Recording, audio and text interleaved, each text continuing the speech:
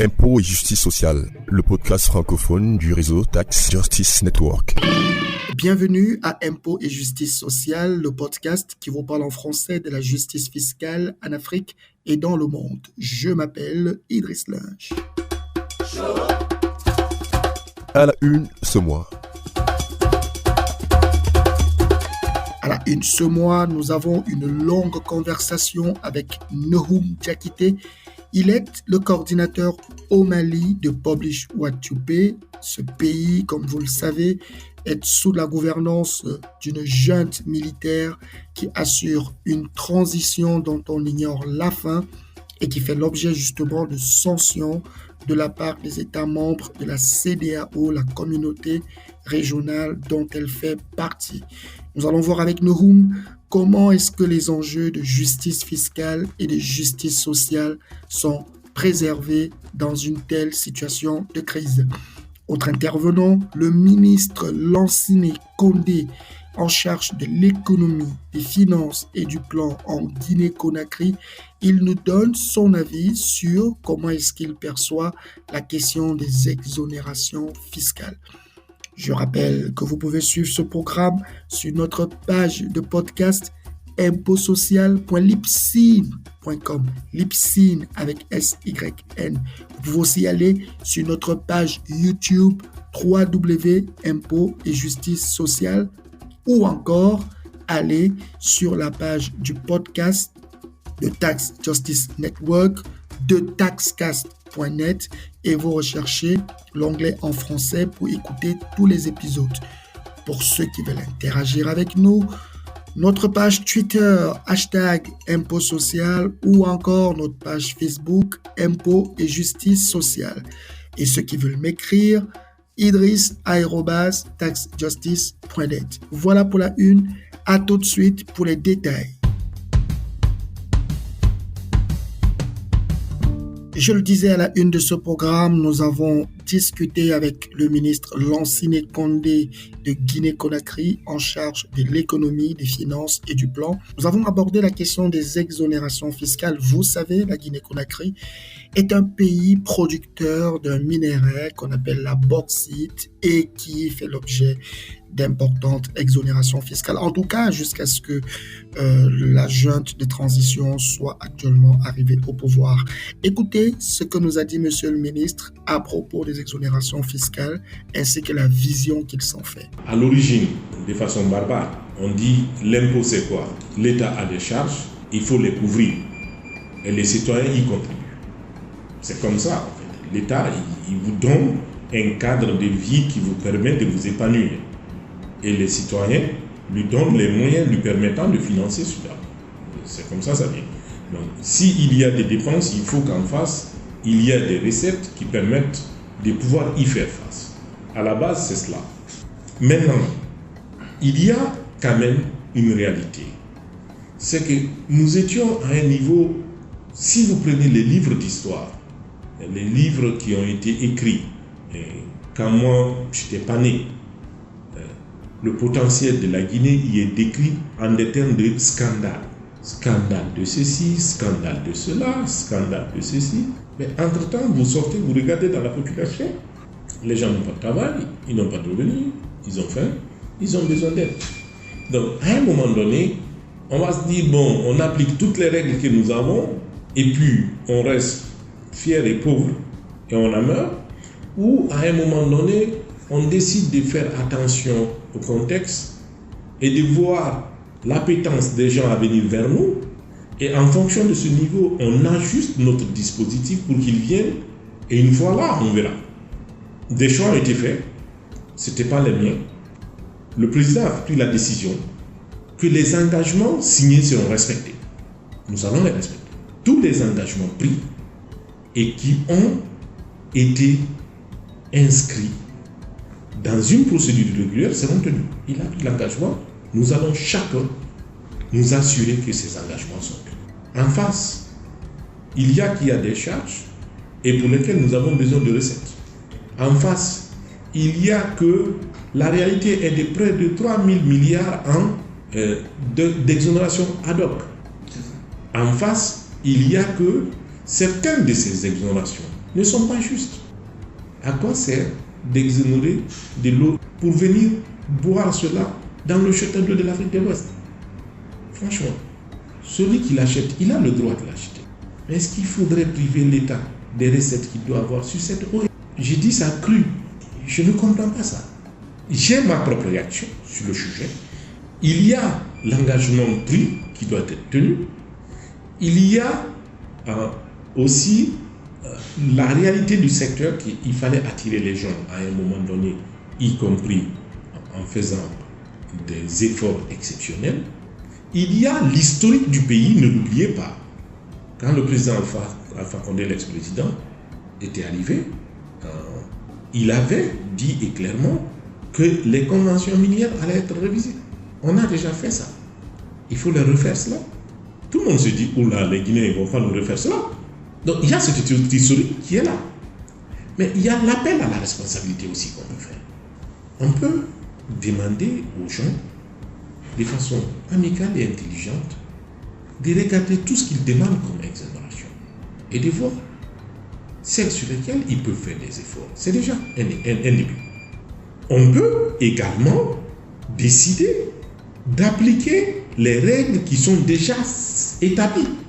Aucune exonération n'a vocation à être permanente. Aucune. Dans aucune loi. Dans aucune loi. Pour la période pour laquelle votre exonération est donnée, fine. On va respecter les conventions. Après, c'est après. Si vous avez la lucidité suffisante à date de se dire, il nous appelle la responsabilité, faisons preuve de responsabilité, fine. Mais nous allons tenir nos engagements en présentant la situation telle qu'elle, en expliquant aux gens, avec toute lucidité et sans passion, qu'est-ce qui devrait être expurgé dans le contexte actuel de leur propre responsabilité. Vous connaissez les États. Lorsque la responsabilité individuelle n'a pas suffi, le régulateur est en devoir de travailler dans le contexte de la loi, pas en dehors. Est-ce que ce chantier a commencé? Non. Est-ce qu'il est évitable? Non. Certainement un dossier sur lequel nous allons revenir dans nos prochains épisodes. Allons dans un autre pays pour une longue conversation avec Nahum Diakité. Il est le coordinateur de Publish What You Pay Mali, le Mali qui aujourd'hui est gouverné lui aussi par une junte militaire qui n'a pas encore donné d'indication sur le moment où ils partiront du pouvoir par des élections et qui fait l'objet de sanctions de la part des États membres de la CEDEAO. Mais malgré tout, les enjeux de justice sociale et de justice fiscale demeurent. Vous allez voir avec Nahum Diakité, demain n'est pas la veille, il faudra toujours veiller pour pouvoir satisfaire les intérêts des peuples. Écoutez l'entretien que j'ai eu avec lui. Bonjour Diakité Nahum, vous êtes le coordonnateur de la branche Publiez ce que vous payez au niveau du Mali, oui. Un pays qui vit actuellement un moment critique. Alors avant qu'on engage avec cette interview pour le podcast francophone de Tax Justice Network, quelle est la situation actuelle de la justice fiscale au Mali? On a vu dans la loi des finances de 2022 que les autorités qui sont contestées par la CEDEAO ont affirmé une volonté de poursuivre avec les engagements sociaux au profit du peuple malien. Mais est-ce que cela se ressent notamment dans la stratégie de mobilisation des impôts dans le secteur minier? Comme vous le savez, depuis bientôt 18 mois, le Mali est plongé dans une instabilité institutionnelle suite au coup d'État, au double coup d'État même, perpétré par les militaires. Cette situation a quand même créé un précédent parce que le pays connaît aujourd'hui l'un de ses jours les plus difficiles suite aux embargos décidés par la CEDEAO et même d'autres organisations internationales. Donc cette situation fait aujourd'hui que le peuple malien se cherche parce que le pays est sous embargo économique et la situation touche quand même les paniers de la ménagère. Donc pour revenir à votre question, effectivement la loi de finances, la junte a voulu quand même faire la palpère parce que vous savez chez nous malheureusement le seuil de pauvreté trop élevé. Environ plus de 50% de la population vivent avec moins d'un dollar par jour. Donc, ce qui fait qu'aujourd'hui, il y a assez de couches vulnérables au Mali, donc qui ont besoin d'une assistance de l'État en matière d'accès aux services sociaux de base. Donc, ce qui fait que tous les gouvernements, ce n'est pas seulement la junte, tous les gouvernements successifs du Mali sont obligés de concentrer des efforts énormes pour vraiment subventionner un certain nombre de produits de première nécessité, surtout aussi accorder même des exonérations au profit des commerçants importateurs, un certain nombre de produits, afin que les populations en bénéficient. Mais toute cette démarche aussi a forcément des impacts négatifs sur la stratégie du gouvernement. Parce que quand vous voyez déjà, le budget annuel est estimé à l'année N-1, mais à chaque fois qu'il y a des exonérations, il y a des subventions, donc c'est des manques à gagner pour l'État. Donc ces manques à gagner pour l'État aussi peut entraîner des déficits budgétaires, donc qui peuvent aussi entraîner d'autres types de problèmes chez nous. Donc aujourd'hui, effectivement, nous reconnaissons que l'État fait des efforts, mais ces efforts-là ne sont pas perceptibles suite quand même aux différentes pressions aussi qui sont exercées sur les pays, donc suite aux différents coups d'État. Donc il y a d'autres raisons aussi qui justifient ça. Nous constatons quand même que toujours les compagnies minières qui sont installées chez nous bénéficient toujours en partie de leur clause de stabilité, donc continuent toujours d'être exonérés au paiement d'un certain type d'impôts. Supposons quand vous prenez les compagnies minières qui sont régies par le code minier de 1991, donc les nouveaux impôts et taxes créés par l'État du Mali après 1991 ne sont pas applicables à ces compagnies. Vous voyez, 30 ans après la délivrance des permis miniers, plusieurs compagnies qui opèrent au Mali aujourd'hui sont régies par les impôts et taxes qui étaient en vigueur au Mali en 1991. Je pense aujourd'hui que cette situation aussi constitue une injustice quand même qui doit être revue par tous les partenaires, que ce soit la junte, que ce soit les sous-traitants miniers et même la société civile, afin que aussi leur contribution quand même au niveau de la manne financière pour l'État puisse être augmentée, afin que l'État puisse faire face aussi aux dépenses régaliennes, donc qui est l'accès aux services sociaux des base. Ça ne peut être que du point de vue de la justice fiscale une attitude négative que de voir des grands groupes miniers multinationaux ne pas vouloir céder sur des avantages décennaux, alors même que le pays vit des moments difficiles, le pays qui leur permet de générer des revenus et des bénéfices. Je vais te poser une deuxième question.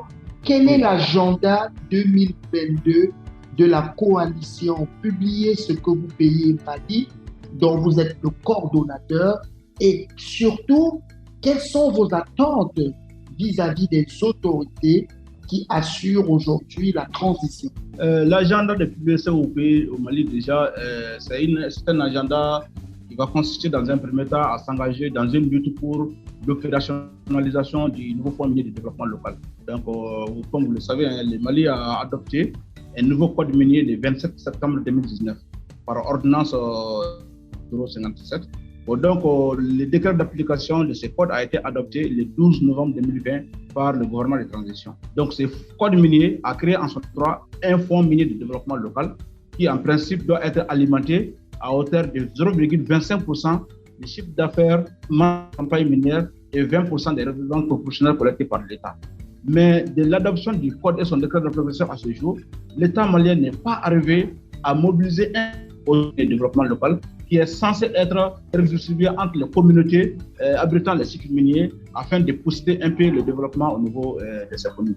Donc, notre premier agenda déjà sera la lutte pour l'opérationnalisation de ces fonds au Mali, parce que déjà, à travers les différentes actions que nous avons menées, nous constatons que les compagnies minières sont réticentes et les compagnies minières aussi clament leur clause de stabilité pour dire que l'État s'est engagé à ne pas augmenter leurs dépenses en termes de taxes et autres là. Donc finalement que les nouvelles dispositions concernent les compagnies qui viendront après 2019, mais celles qui sont en activité donc, ne sont pas concernées.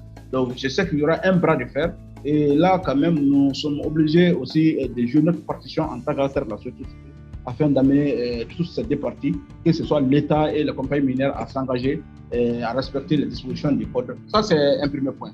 Aussi, nous voulons aussi que l'État s'engage, parce que vous savez, hein, Idriss, la situation nous met très mal à l'aise quand on va aujourd'hui, le Mali est c'est un pays qui regorge aujourd'hui environ 12 sociétés minières industrielles qui sont en exploitation. Mais je vous en prie, faites un tour au Mali. Vous allez vous rendre compte que ce pays n'a pas du tout démarré en termes de développement humain. Il n'y a pas d'infrastructure, il n'y a absolument rien. Et finalement, on se demande aujourd'hui, l'or malien brille pour qui? Et d'une manière générale, nous avons le sentiment que l'or malien, soit ça brille pour certaines autorités complices, et ça brille aussi pour les multinationales. Mais en tout cas, le panier de la ménagère malienne ne ressent pas du tout les retombées positives de l'or au Mali. Dans ce cas, aujourd'hui, nous pensons que les conventions minières qui sont établies avec ces compagnies minières sont en partie responsables aussi de cette situation que nous vivons aujourd'hui. Raison pour laquelle, je l'ai dit déjà le 17 novembre passé en face du ministre des Mines du Mali, et je vais le dire ici, l'État malien doit s'engager dans un processus de révision des conventions, de ces conventions. Parce que les conventions aussi les prévoient. Les conventions disent que les parties peuvent réduire à condition que... Mais quoi qu'il arrive, ici, l'État malien ou quand même les citoyens maliens se rendent compte aujourd'hui que les conventions minières-là ne sont pas à notre avantage. Si elles ne sont pas à notre avantage, pourquoi ne pas aussi prendre des initiatives afin d'amener l'autre partie à s'asseoir sur la table de négociation afin que nous voyons ensemble. Le monde a changé de 1991 à ce jour. 30 ans, les générations même ont tendance à être changées. Donc il faut que les réalités économiques changent aussi en fonction de cette évolution. Donc il y a un autre agenda aussi qui est en lien avec les exonérations. Oui, même tout ça aussi, parce que vous allez voir, même dans cet agenda, un autre sous-agenda va s'inscrire. Parce que les exonérations aussi qui sont accordées à ces multinationales. Donc, de mon point de vue, certaines de ces exonérations ne sont pas du tout justifiées. Une compagnie minière qui vient, qui trouve que les ressources sont économiquement exploitables, mais souvent on accorde des exonérations de 2, 3, 4 ans, et souvent c'est des ressources qui sont destinées aux collectivités qui sont exonérées aussi par l'État. Donc nous pensons que c'est des exonérations qui ne sont pas du tout justifiées, parce que l'État ne peut pas exonérer un impôt qui est destiné à une collectivité, parce que ce serait un manque à gagner pour la collectivité. Par contre, l'État ne prend pas de mesures de compensation au profit de cette collectivité. Donc là, maintenant, nous voulons nous battre pour ça. Et enfin, nous demandons aussi régulièrement à l'État de faire un peu l'état des dépenses fiscales. Parce que nous nous rendons compte aujourd'hui que l'État fait beaucoup d'efforts en termes d'exonération. Bon, mais est-ce qu'il n'y a pas de publication régulière des dépenses fiscales? Parce que ce sont ces dépenses fiscales aussi. Les connaisseurs peuvent vraiment l'utiliser pour voir un peu l'efficience de certaines exonérations. Parce que c'est bien d'exonérer les biens de première nécessité. C'est bien d'exonérer peut-être un certain type de produits tels que les produits d'énergie solaire. Mais attention, il ne faut pas qu'il y ait aussi des exonérations abusives qui peuvent aussi être assimilées à la corruption. Parce que d'autres aussi peuvent, en vertu de certains pouvoirs, faire des exonérations donc, qui ne sont pas du tout recommandées dans la loi des finances et pour certains avantages peut-être non dits. Donc finalement, si l'État pouvait aussi rendre public de façon régulière les dépenses publiques afin que tout le monde soit au même niveau de promotion. Donc voici en substance notre agenda. C'est un excellent point, un agenda qui concerne beaucoup de pays africains, les exonérations fiscales, les clauses de stabilité des entreprises minières qui les revendiquent à tour de bras, et finalement le pays qui ne bénéficie pas, et des instabilités sociales qui sont difficiles à gérer. Alors, une question que nous posons, nous, à Tax Justice Network, comme tu le sais, c'est un réseau de réflexion sur la fiscalité, la justice fiscale dans le monde. Est-ce qu'il existe des domaines de la fiscalité, notamment minière, puisqu'il s'agit de ça au Mali, dans lesquels la coalition Publiez ce que vous payez Mali aimerait avoir davantage de compétences afin de pouvoir mieux exercer leur plaidoyer? Effectivement, quand vous voyez tout le soubresaut que c'est vu en Afrique de l'Ouest aujourd'hui, nous pensons aujourd'hui que tous ces conflits, ces va-et-vient sont liés d'une manière ou d'une autre au contrôle des ressources naturelles. Et pourtant, les ressources naturelles sont exploitées dans de différents pays en respect de certaines dispositions législatives et réglementaires. Donc, ce sont là maintenant des lois qui définissent donc, les engagements fiscaux que les compagnies minières doivent tenir vis-à-vis de l'État. Donc, on appelle généralement la fiscalité minière. Mais aujourd'hui, effectivement, au niveau de PBCOP, très honnêtement, moi, avant même de participer à certaines activités de TNJ, j'ai participé à 2 activités de TNJ, une activité à Dakar et une autre activité à Nairobi, au Kenya. Donc, mais avant ma participation de cette activité, l'intervention de l'USE au pays Mali sur la problématique de justice fiscale était beaucoup plus axée sur le secteur informel. C'est-à-dire, on travaillait beaucoup avec les petits commerçants, donc qui ne sont pas forcément mieux encadrés par la loi. Donc, on travaillait aussi avec les commerçants détaillants, ainsi de suite. Donc, précisément aussi même avec les collectivités locales, donc en lien avec la mobilisation des fiscalités locales, ainsi de suite. Mais c'est après ma participation des deux ateliers quand même de PNJ à Dakar et à Nairobi que j'ai eu une autre vision de la fiscalité globale dans le secteur économique de l'État. Donc aujourd'hui, l'USE au pays Mali aimerait vraiment avoir beaucoup de compréhension en lien avec la fiscalité minière. Quand je parle de la fiscalité minière, vous savez aussi que cette fiscalité peut avoir beaucoup d'incidences là où l'État peut gagner et là où l'État peut perdre. Parce que j'ai vu, vous avez beaucoup parlé des notions d'évitement fiscal, des notions d'évasion fiscale, des notions de prix de transfert. Donc, c'est des choses que nous attendons en longueur de journée. Mais quand nous essayons de les s'appliquer à la réalité de chez nous, malheureusement, nous n'avons pas les compétences nécessaires pour cerner, parce que je ne peux pas me baser des recherches menées au Cameroun pour vraiment accuser quelqu'un à Bamako ici. Mais quand j'ai les connaissances nécessaires sur la fiscalité malienne, et voici aussi les failles de la fiscalité malienne que peuvent utiliser les compagnies minières ainsi que d'autres opérateurs, donc peut-être que je peux mettre maintenant mon expérience dans ce domaine afin d'alerter maintenant l'État et l'opinion publique nationale. Donc vraiment, nous avons besoin d'un renforcement des capacités par rapport à la fiscalité minière. Mais après la fiscalité minière, nous voulons aussi vraiment comprendre aujourd'hui si TNDI travaille sur ces problématiques. C'est aujourd'hui la fiscalité numérique qui se développe aujourd'hui. Nous avons des firmes de télécommunications chez nous. Ces firmes de télécommunications, certes, personne n'en parle, mais je sais que c'est des centaines de milliards aussi qui font les va-et-vient au niveau de ces firmes de télécommunications. Mais personne n'en parle. Il y a aussi une économie numérique qui se développe, notamment les Orange Money, les achats en ligne. Donc, il y a beaucoup de trucs qui se passent aujourd'hui. Nous les voyons, mais nous n'avons pas d'éléments nécessaires pour nous attaquer à ça, parce que nous ne savons pas comment l'État arrive à taxer ces transactions en ligne, comment l'État arrive à taxer ces transactions via les téléphonies mobiles, ainsi de suite. Donc aujourd'hui, si nous pouvons aussi avoir peut-être un certain nombre de compréhensions sur ces problématiques, vraiment, ça nous ferait énormément plaisir. En tout cas, c'est des questions aussi auxquelles nous essayons d'apporter des réponses. Mais évidemment, chez Tax Justice Network, qui est l'institution basée à Londres et qui a permis la génération de Tax Justice Network Africa, qui est basée justement à Nairobi, nous y pensons tous ensemble. Et pour nous, c'est un bon point d'avoir des acteurs de la société civile de ton calibre qui comprennent exactement quels sont les enjeux. Tu as parlé du numérique, effectivement, tu as raison. C'est au cœur même du débat de la fiscalité internationale qui est mené par le groupe de l'OCDE. Alors, Norum, je vais terminer sur un autre créneau, c'est celui des femmes. J'ai vu que dans le réseau que tu coordonnes au Mali, il y a beaucoup d'associations de femmes. Quels sont les défis en termes de droits économiques que la femme au Mali vit aujourd'hui et qu'est-ce que vous attendez des autorités par rapport à la préservation des acquis que la Malienne ou les Maliennes ont eu jusqu'ici? Effectivement, nous avons des réseaux de femmes qui travaillent aussi dans notre réseau. Donc, ces réseaux de femmes rencontrent aussi beaucoup de sur le plan économique.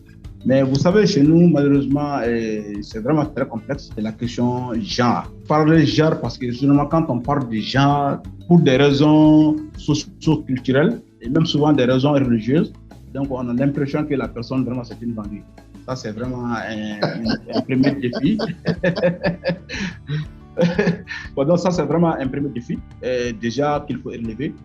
Changer la perception de la majorité des citoyens par rapport à la problématique genre. Parce que nous pensons chez nous généralement que le genre, c'est vraiment un concept importé. C'est un concept importé quand même de l'Occident et qu'on veut changer notre mode de vie. Les femmes nous dominent dans nos foyers.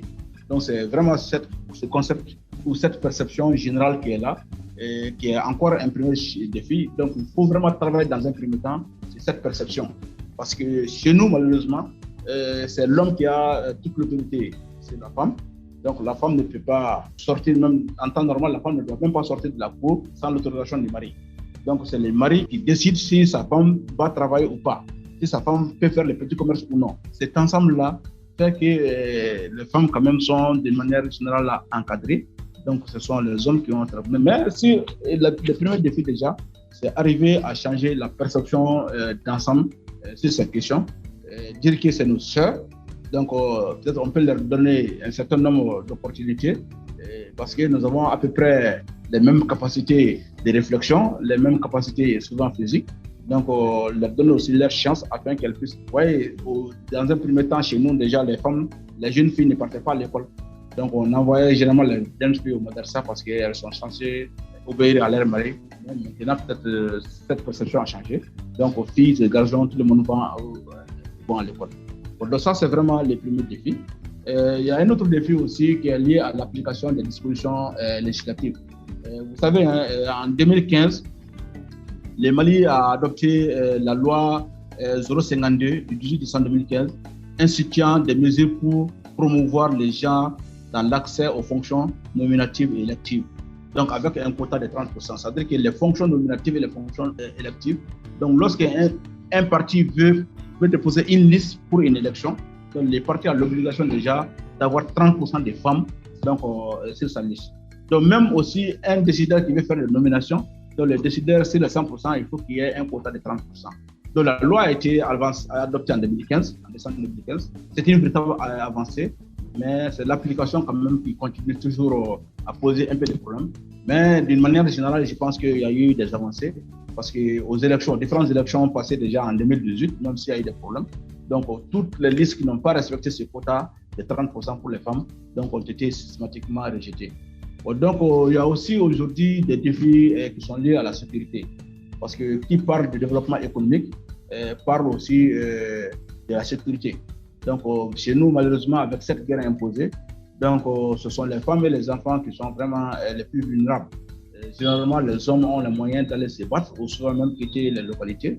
Bon, mais généralement, ce sont les femmes et les enfants qui sont dans ces zones reculées. Donc, elles sont vraiment livrées à ces hommes ni foi ni loi.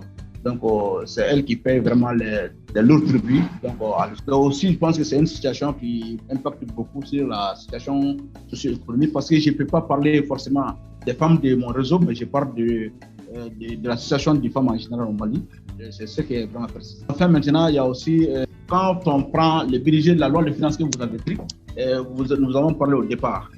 Mais quand vous faites une analyse objective de cette loi de finances, donc vous ne voyez pas de rubrique où l'État va parler directement des couches vulnérables ou voire des femmes. C'est-à-dire qu'il n'y a pas de budget spécifique. Donc, cela ne se passe pas au niveau national. Mais au niveau local aussi, donc, où il y a des collectivités, des maires qui sont retraités, où la budgétisation est encore plus facile, vous voyez que les budgets ne sont pas du tout sensibles au genre. C'est-à-dire que généralement, les budgets sont axés en sorte que les élus et leurs conseils peuvent mieux manger.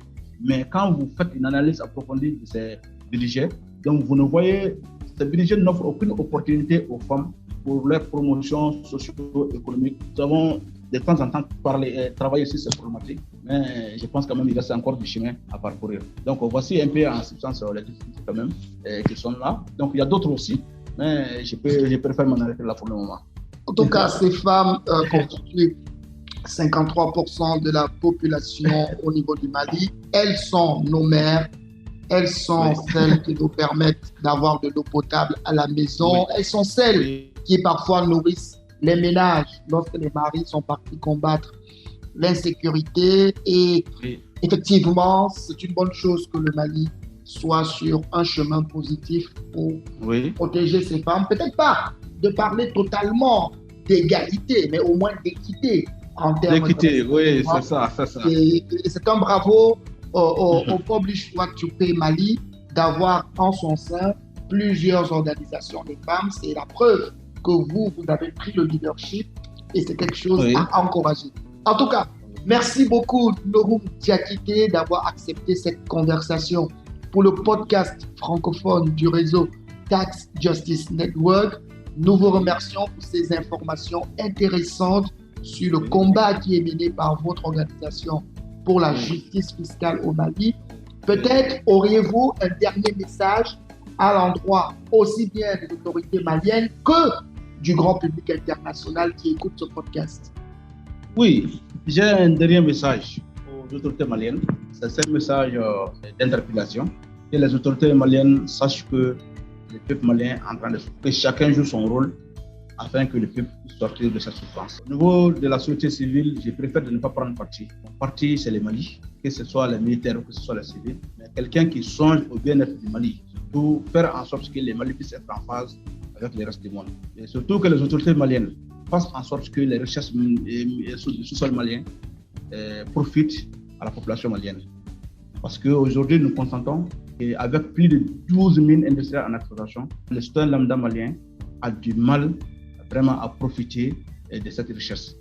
Parce que ce ne sont pas seulement les taxes et les impôts collectés au niveau de ces sociétés minières qui vont développer les Mali, mais il y a une absence totale de politique de contenu local. Cette absence totale de politique de contrôle local fait que toute la richesse mobilisée au niveau de la chaîne de valeur échappe au secteur privé malien. Donc finalement, le gouvernement n'a que ses impôts et taxes, mais toutes les activités connexes développées autour de la chaîne de valeur de l'infrastructure n'est pas captée par le secteur privé malien. Donc surtout mettre en place une véritable politique de captation de ces richesses-là afin que l'économie informelle ou l'économie locale auprès de ces sites miniers puisse développer au bénéfice des citoyens maliens. Tout le monde ne peut pas travailler dans les mines, mais la mine aussi peut créer des emplois indirects, aussi même contribuer aussi au développement de développement local, c'est un autre plan de l'économie. Derrière Nahum Diakité, je salue toute la bravoure des membres du réseau Publish What You Pay qui évoluent parfois dans des environnements très difficiles et pourtant ils ne baissent pas les bras, ils continuent de se battre pour plus de transparence dans les paiements qui sont effectués au gouvernement d'Afrique au sud du Sahara. Voilà, c'était ce que nous avions prévu pour vous, pour ce podcast. Nous allons revenir avec de nouvelles thématiques, avec de nouvelles discussions qui concernent la justice fiscale. Mais d'ici là, vous pouvez continuer de nous écouter sur notre page de podcast impotsocial.lipsyn.com, Lipsyn avec SYN à la fin. Vous pouvez aussi aller sur notre page YouTube www.impotetjusticesociale.com ou encore aller sur l'application Stitcher et rechercher votre programme. Pour ceux qui veulent aller sur notre page internet, c'est de taxcast.com et vous recherchez l'onglet en français. Mais si vous voulez interagir avec nous, notre Twitter, Impôt Social, hashtag Impôt Social, notre Facebook, Impôt et Justice Sociale. Et si vous voulez me contacter directement, idris@taxjustice.net. Au revoir et à très bientôt pour d'autres épisodes de la justice fiscale.